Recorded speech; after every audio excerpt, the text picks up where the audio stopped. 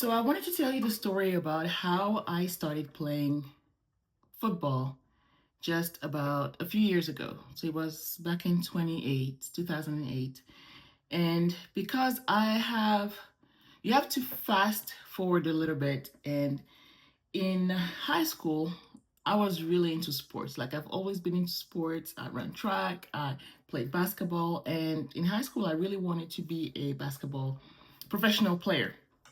Back then there was no WNBA, and I was watching a lot of European basketball, and I wanted to be a basketball player. Like even in school, PE and foreign languages were my favorite subject. Like I don't think I would have graduated high school. Like in the French system, you have to take a test before you can graduate, the baccalaureate. And so I don't think I would have graduated high school if it wasn't for those classes like foreign languages and PE, because that really boosted my grade. And so I've always wanted to do that. But then after high school, there was no real avenue for me to go into professional basketball. I grew up in Morocco, and then I went to college in Casablanca, Morocco. And so I pretty much stopped playing, right? That dream just died there. And I still in deep down in my heart, I was like, man, I always wondered if I would have made it as a professional basketball player. And then the WNBA started and everything, and I was like, man, this is awesome. And then fast forward a few years, I came to the US for my master's, and then when I went to my PhD program, I was on holiday, summer break in Tulsa, Oklahoma with my brother, and I heard about a football team, women's football team, and I was like, man, this is so fascinating. I've always loved women's sports, right? But football, I that time I had never played football in my life. Like we don't play American football outside of the US or Canada maybe. And so I knew the rules because when I came to the US and you get immersed into the American college, traditions and all of that, I learned about the rules and all of that, but I'd never played. I didn't really know how to play. But I was like fascinated. I was like, man, this is awesome. And so I did some research and found out that there was a team in Houston. So I was going to college closer to Houston, Texas. And I said, okay, I'm going to try out. They were holding tryouts. And I was like, man, if only, if only I can go to the tryouts and see how I do. That was my only goal. My only goal was to be in that camaraderie, in that sisterhood, being with other girls and just play the sport. It didn't really matter what sport because obviously I didn't know the rules. I didn't know how to play. And so I went to the tryout. I remember so vividly. My brother asked me, I think I'm gonna have a clip of this in here somewhere where he went with me to the tryout and he's like, okay, how's it going? Like, where are they asking you which position you want to play? I didn't know what positions were. I didn't know anything. I didn't know the rules. I went to try out. They say kick this, I kick this. They say run this, I run this. They say I did what they asked me to do, but I didn't know anything about if I wanted to play offense, if I wanted to play defense, if I wanted to play special teams or anything like that. Next thing you know, I make the team. Next thing you know, I make the team. And to me, it was such a reward because my goal wasn't to really make the team and go and play. My thing for me to prove to myself that in a way I would have made it in basketball. My only goal was to know if I could make a tryout, if I could make. So I went to a tryout and then another tryout, and I was still fast. I was still good at it, and I was I was still athletic. That's what I'm trying to say. And so they gave me the position of tight end. I had never caught a ball before, but I was fast and I was, I guess, big. And so I embraced that like it was a second, like I was reborn in a way, right? To me, it felt like, wow, I did it. Like there was so much satisfaction in it because, again, I didn't expect to make the team. I was in special teams and I was a tight end as well. But the funny thing, I think that the funniest thing is that not only was it so rewarding to play every week and to play the games and to go to like driving from my college town all the way to Houston for practice and all of that. I think it was once or twice a week. I don't remember. But it was so rewarding, so rewarding. And next thing you know, we win the championship. We win the national championship. And so it was so there it was so beyond what I would have hoped and what I expected, because I found that camaraderie again, traveling with the team in the bus and this and that and joking and all of that I missed so much. And even though that was like about 14 years ago, I still miss it. I still want that. Like, I'm still into sports. Like, I don't play that much. And I don't know if I would go back to playing football, because now I have kids. And I'm like, I don't know if I can afford to have a concussion and to break a leg or something like that, because my kids need me.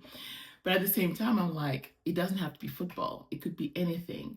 And the message that I have for you based on this story is two things, actually. The first one is that it's not too late. It's not too late to live the dream you want to dream. If your dream is to move abroad, it's not too late. If you're in your 50s, in your 60s, in your 70s, or even if you're in your 20s, it's not too early, it's not too late.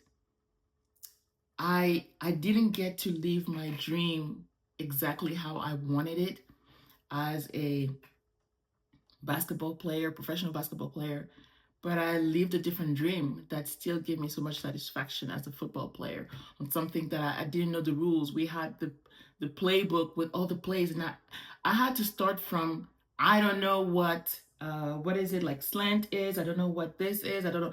Like, we had all these plays, like we had a playbook that we had to study every week.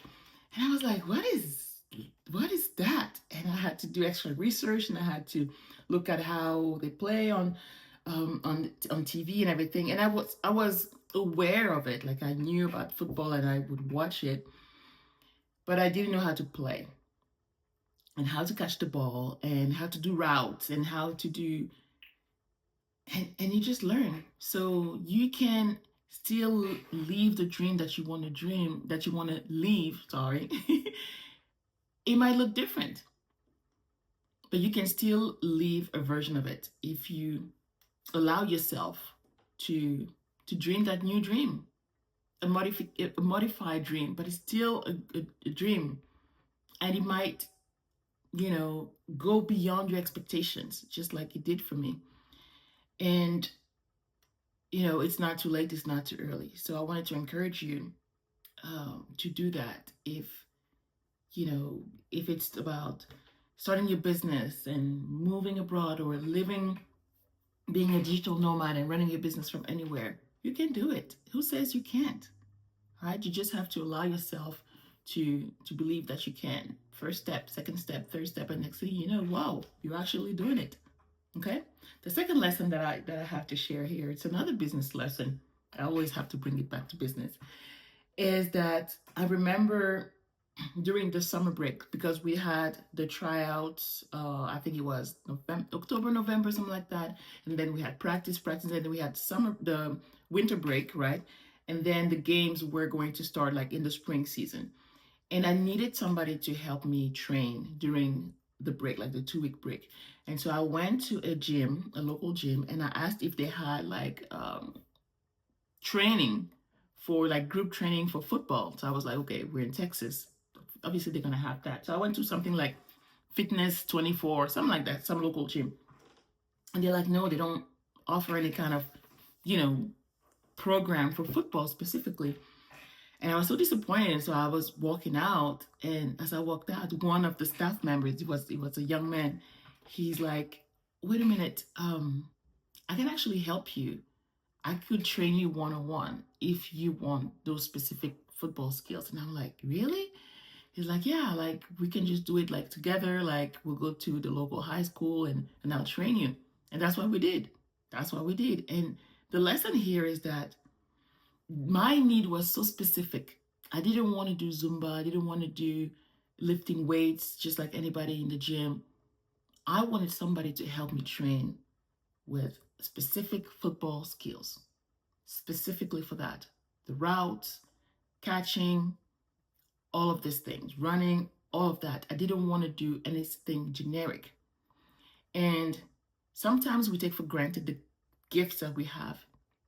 Something we think that what we have nobody wants, that who's going to buy this thing? I I love to bake, but who's going to buy a cooking book, or who's going to watch my cooking videos, who's going to buy my cooking recipes or my coaching programs about cooking?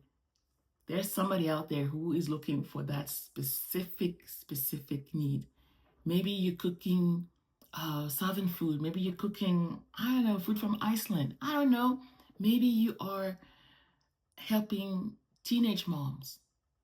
Very specific. You're not helping moms who are married and have a balanced life, quote unquote balanced life, and are bringing a child into the world like a plant, it all planned and everything. But maybe you're helping teenage moms in distress. I don't know. Whatever the specific thing that you do, and you do it well and you love to do, somebody out there needs it.